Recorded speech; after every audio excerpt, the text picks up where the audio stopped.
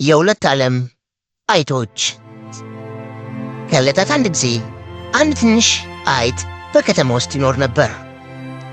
በገጠር የሚኖር የጓደኛውን ፎቶግራፍ አገኘ። ካለበት ሄዶም ሊጎበኘው እናም ሊያስደንቀው ወሰነ።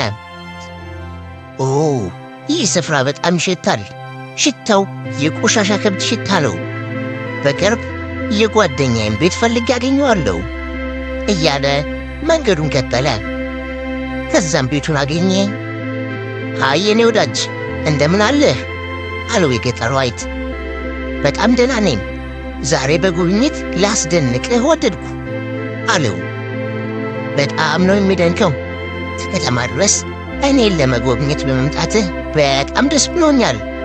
የሚገርም ነው።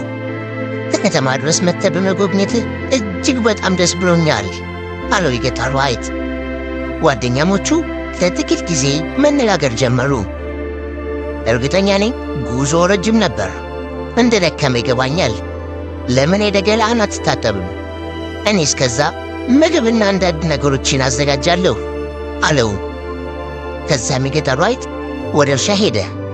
የከተማው አይጥ ደግሞ ገላውን መታጠብ ጀመረ። መልካም ነው፣ እንግዲህ እኔ ልሂድ፣ እናም ትንሽ አትክልቶችን ይዤ ልምጣ አለ የገጠሩ አይጥ። በዚህ መካከል የከተማው አይጥ ውሃውን በሙሉ ታጥቦ ጨረሰው። ኦ ያለው ውሃ ትንሽ ነው፣ የኔ ከተማ እኮ የተሻለ ነው ሲል ተናገረ። የከተማው አይጥ ታጥቦ ጨርሶ ወጣ። በጣም ግን ተበሳጭቷል። ና ውጭ ላይ እንበላለን፣ ሁሉን ነገር ላንተ አዘጋጅቻለሁ አለው። የገጠሩ አይጥ ድንች ቅቅል፣ ቀይ ስር፣ ጎመንና ትኩስ ወተት አቀረበለት። የገጠሩ አይጥ የከተማዋን አይጥ አገለገለው። በገጠር ውስጥ ይህን ነው እንደ የምትበሉት? ምንም ጣዕም የሌለው እኮ ነው ይሄ ብሎ ተናገረ የከተማው አይጥ። ነገር ግን የገጠሩ አይጥ ጓደኛውን ለማስደነቅ ብዙ ነገር አደረገ። ነገር ግን አልሆነለትም። ከምግቡ በኋላ የገጠሩ አይጥ የከተማውን አይጥ እርሻውን ለማሳየት ፈለገ። ኦ አየሩ በጣም ንጹህ ነው፣ የእነዚህ አበቦች መዓዛ እዚህ ድረስ ያውዳል አለ የከተማው አይጥ። ይህ አረንጓዴ ነገር ምንድን ነው ብሎም ጠየቀው።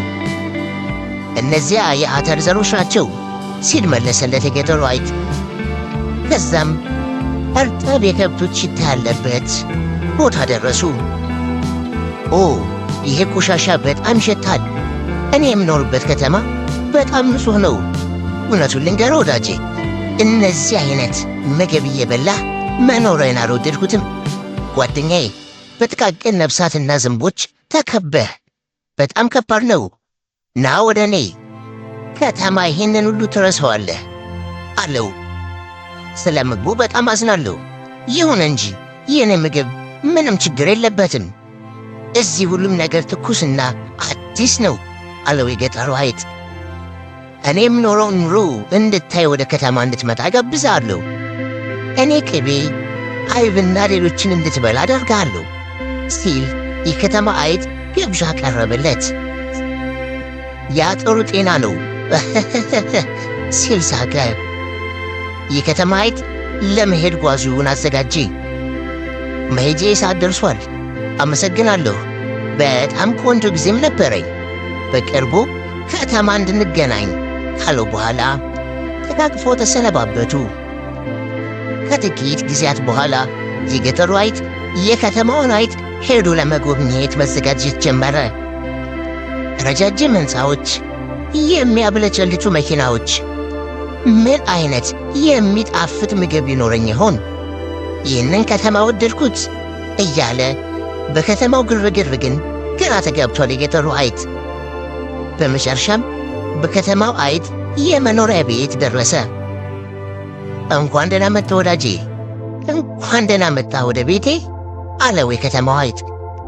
ከዛም የከተማው አይጥ የገጠሩን አይጥ ወደ ቤቱ አስገባው። ከዛም የቤት ሰራተኛው ምግብ እያቀረበች ጠረጴዛውን መሙላት ጀመረች። የከተማው አይጥ ምግቡ ሲሸተው ኦ ወንድሜ ምግቡ ደርሷል፣ ና እንሂድ ተባብለው ሄዱ። የገጠሩ አይጥ ምግቡን ለመብላት በጣም ጓጉቷል። ራስህን እርዳ ወንድሜ። አይብ፣ ወተት፣ ኬክ፣ ጥብስ አለ አለው። የከተማዋ አይጥ አመሰግናለሁ፣ በአኗኗርህ በጣም እጅግ ተደንቄያለሁ። ለእኔ በዚህ መሆን መልካም ይመስለኛል ካለው በኋላ ምግቡን መመገብ ሲጀምሩ ሠራተኛው መጣ።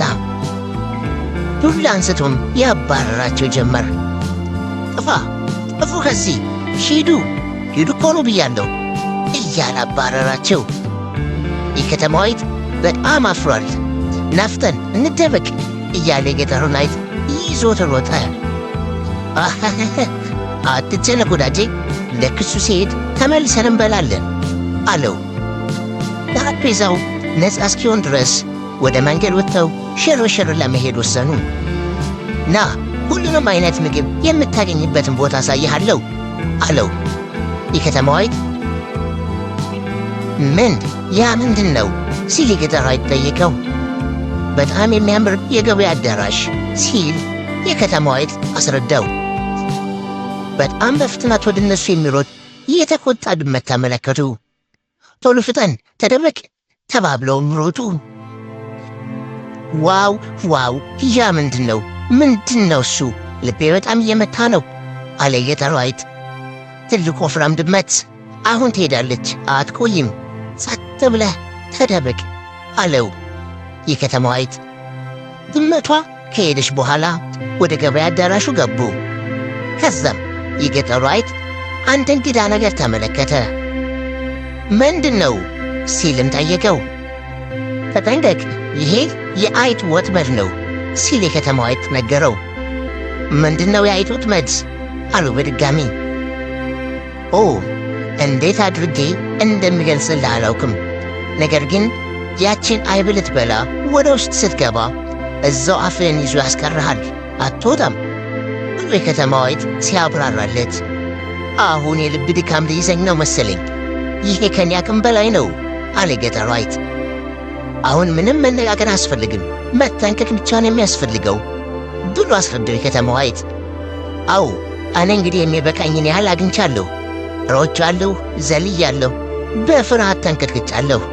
እኔ እኮ ለእንደዚህ አይነት ነገር አይደለም ወደዚህ የመጣሁት፣ ግን አሁን ወደ ገጠር ቤቴ ለመመለስ ወስኛለሁ አለ። እዛ ለእኔ በጣም ሰላም ነው ብሎም አብራራለት የገጠሩ አይጥ። ስለተፈጠረው ነገር በጣም አዝኛለሁ አለው የከተማዋ አይጥ።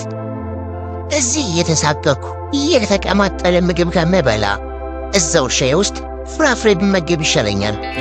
በከንቱ ኑሮ እየተሯሯጡ ከምኖር ቀላል የገጠር ኑሮ መኖር ይቀላል ብሎ መለሰለት የገጠሩ አይጥ በሐዘን ተሞልቷል።